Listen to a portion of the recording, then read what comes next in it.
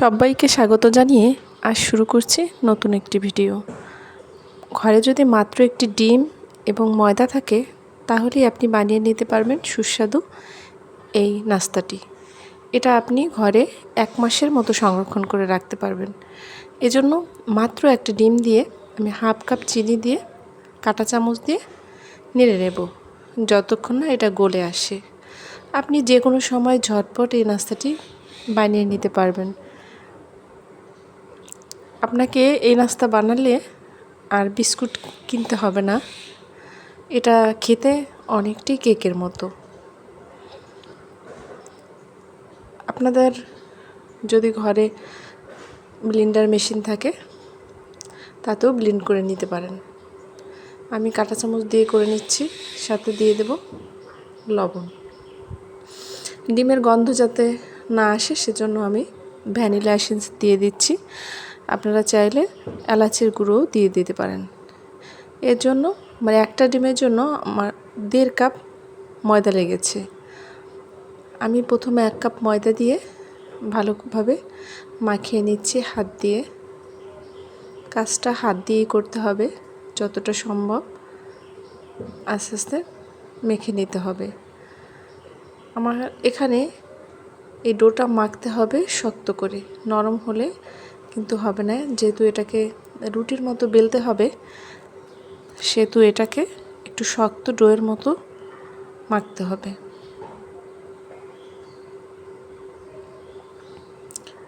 বাচ্চারা আবদার করলে ঝটপট এটা খুব সহজে কম উপকরণে বানিয়ে দিতে পারবেন। একবার হলেও বাসায় ট্রাই করে দেখবেন কতটা ক্রিস্পি হয়।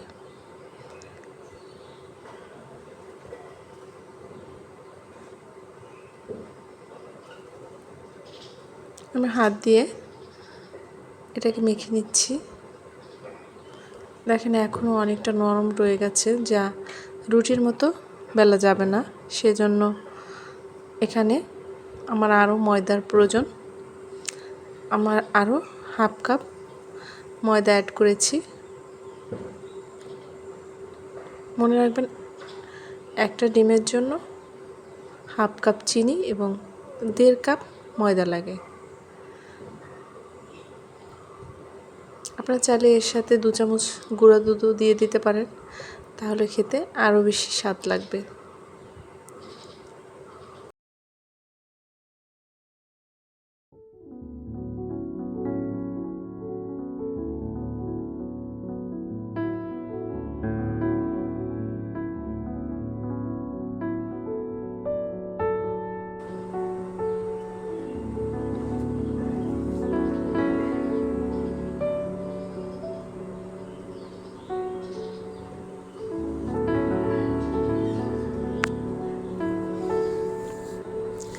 এরকম একটা শক্ত ডো বানিয়ে নিতে হবে।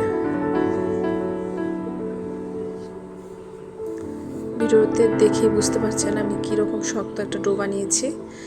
এটাকে আমি ময়দা ডাস্ট করে বেলে নেব, একটা রুটির আকারে বেলে নেব।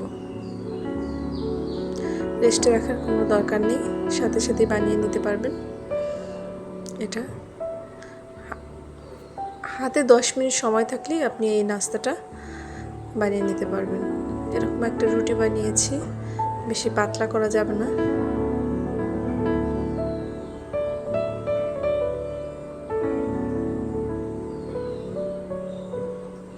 আপনারা চাইলে এর চেয়েও মোটা করতে পারেন। এখন আমি গ্লাস দিয়ে কেটে নিচ্ছি। আপনাদের কাছে যদি কুকি কাটার থাকে সেটা দিয়ে কেটে নিতে পারেন, বাটি দিয়ে কেটে নিতে পারেন। আমি গ্লাস দিয়ে কেটে নেওয়ায় মাঝে মাঝে সাইজটা বড় হয়ে গিয়েছিল, যেহেতু দেখা যায় না।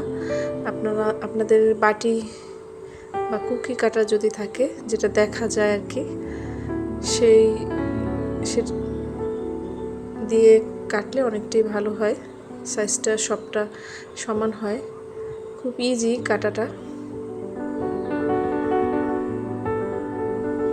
দেখতে একেবারে চাঁদের মতো, খেতে কিন্তু ভীষণ দুর্দান্ত। এভাবে আমি পুরো রুটিটা কেটে নিচ্ছি।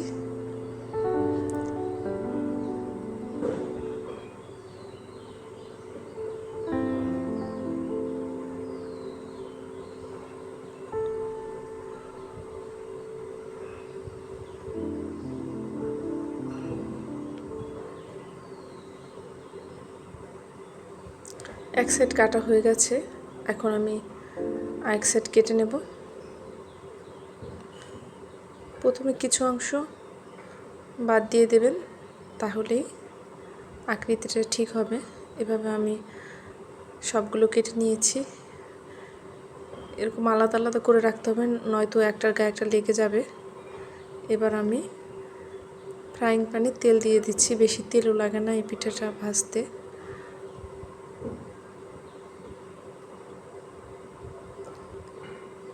মোটামুটি তেলটা গরম হলেই এগুলোকে ছেড়ে দিতে হবে।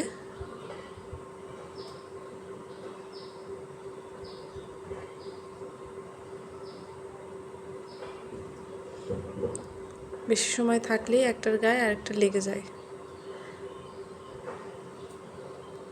কম তেলে মাত্র 2 মিনিট এপিট ওপিট করে ভেজে নিলেই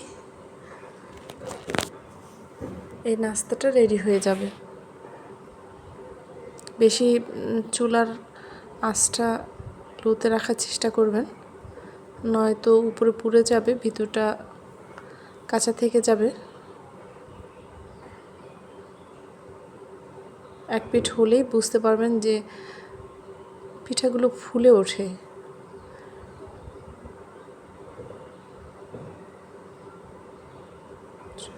আস্তে আস্তে সব পিঠাগুলো উল্টে দেবেন, এটা ভাঙারও কোনো সমস্যা থাকে না। এরকম লাল হলেই তুলে নেবেন। বেশি লাল করতে গেলে আবার তিতা লাগার সম্ভাবনা থাকতে পারে। দেখেন, এটা ভেঙে দেখাচ্ছি। ভেতরটা একেবারে কেকের মতো খেতে। এখন আমি এটাকে একটা বয়ামে রেখে দেব। আপনারা যদি বেশি করে বানিয়ে রাখেন তাহলে অনেক দিন খেতে পারবেন। আমি বেশি বানাইনি। এবার আমি এগুলোকে আটকে রাখবো, যখন ইচ্ছে তখন খাওয়ার জন্য। ভালো লাগলে অবশ্যই সাবস্ক্রাইব করবেন, পাশে থাকবেন। ধন্যবাদ সবাইকে দেখার জন্য।